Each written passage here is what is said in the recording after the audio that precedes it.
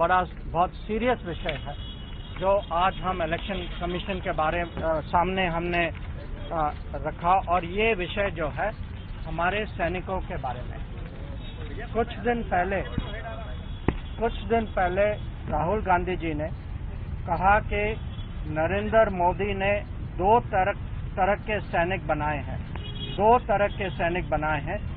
एक गरीब का बेटा, दलित, आदिवासी, पिछड़े वर्ग का बेटा, सामान्य जाति का गरीब परिवारों का बेटा, अल्पसंख्यक का बेटा, और दूसरा जो अमीर घर का बेटा होगा। ये झूठ है। ये जो है ये डायरेक्टली हमारे आर्म फोर्सेस पर अटैक है।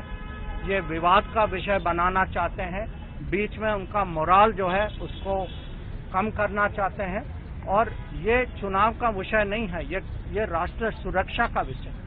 ये अगर चुनाव के दौरान आर्मी पे अटैक होती है, वही आर्मी जो आज हमारी सीमा पे डिप्लॉय हो चुकी है, जो चाइनीज फोर्सेस के खिलाफ देश की सुरक्षा के लिए अपना पूरा बल लगा रही है वहाँ, जो आतंकवाद के खिलाफ पाकिस्तान बॉर्डर पे खड़ी है।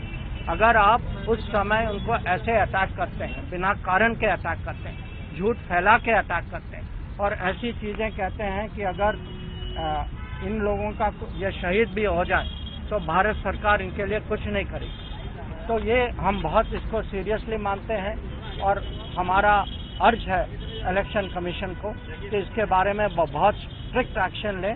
ऐसी चीज आगे भी नहीं होनी चाहिए, और इनको रिट्रैक्ट करना चाहिए पब्लिक में।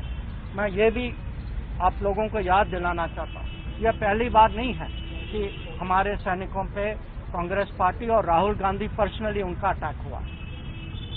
कुछ साल पहले जब हमारे सैनिकों ने अरुणाचल प्रदेश में चाइना का, उनके फौज का आगे आने का उन्होंने पुशबैक किया वहां, उस समय राहुल गांधी ने कहा, पार्लियामेंट में कहा कि हमारे सैनिकों की पिटाई हुई है वहां, और ये अपमान हम देखते रहे हैं। जब पालाकोट सर्जिकल स्ट्राइक हुआ तो उस पर प्रश्न चिन्ह उठाए गए। जब हम लोगों ने उरी में सक्सेसफुल एक्शन लिया, उस पर भी लोगों ने प्रश्न उठाया। जनरल रावत के खिलाफ बहुत सारी चीजें कही जाती थी। तो ये जो आर्म फोर्सेस के खिलाफ जो अटैक्स हो रही हैं, ये देश के लिए बहुत खतरनाक है।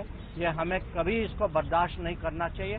आज हम जो है इलेक्शन कमीशन के सामने आए हैं, पर हम देश के सामने भी ये विषय रखना चाहते हैं कि ये देश बर्दाश्त नहीं करेगी कि हमारे सैनिकों पे ऐसी अटैक्स हों, और ये राजनीतिक कारण के लिए हो।